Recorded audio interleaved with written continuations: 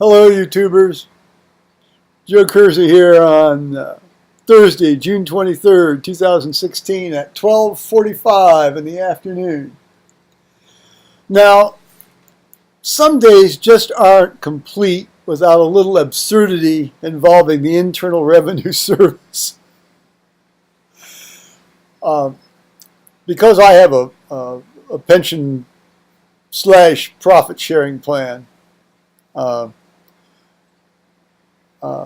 well, I have an IRA too, but this is with an IRA you don't have to file any forms, but with the pension profit sharing plans you do.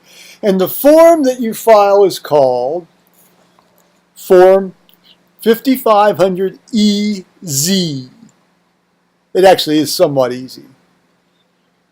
The regular Form 5500 is a real bastard.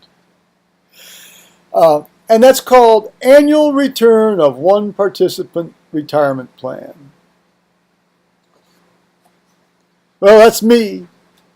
So every year since I've set this thing up in 1982, I've duly been filing this thing. Now, a lot of years there's no changes in the form. It's the same, you know. A few years back, there was a fairly big change, and this year there was a new section at the bottom, and it's called Questions 13, and there's several subsections under Question 13, Question 14, 15, and 16.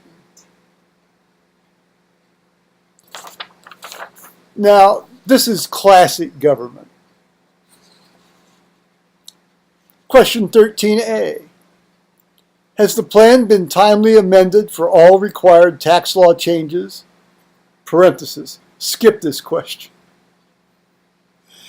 Well, then you go to the instructions, and it says, line 13A. The IRS has decided not to require plan sponsors to complete this question for the 2015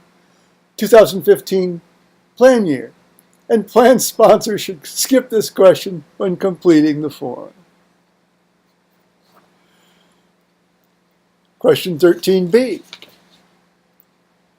Date the last plan amendment / restatement for the required law changes was adopted. Skip this question. Enter the applicable code. See instructions for tax law changes and codes. Skip this question. And again, in the instructions, it's the same thing. The IRS has decided not to require plan sponsors to complete this question for 2015 plan year. And plan sponsors should skip this question when completing the form. Line 13C.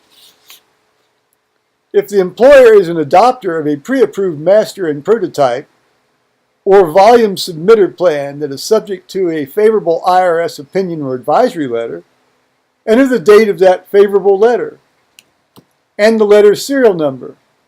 Skip this question. Go to the instructions for line 13C, and it's the same boilerplate, for the two previous questions. Question 13D, line 13D.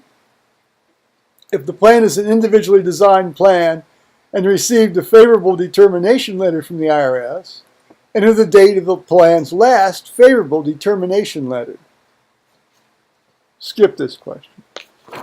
And the instructions, same language as before. Question 14. Were required minimum distributions made to 5% owners who have attained age 70 and a half, regardless of whether or not retired, as required under Section 401A(9). Skip this question. And line 14, again, the same boilerplate. In fact, end the suspense. It's the same for line 15 and line 16 as well. Line 15. Did the plan, trust, incur business Unrelated business taxable income, skip this question. If yes, enter amount. Were in-service distributions made during the plan year? This is question 16. Skip this question. If yes, enter the amount.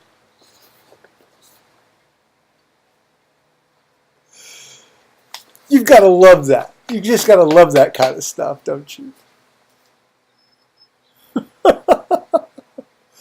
Okay. Bye-bye, YouTubers.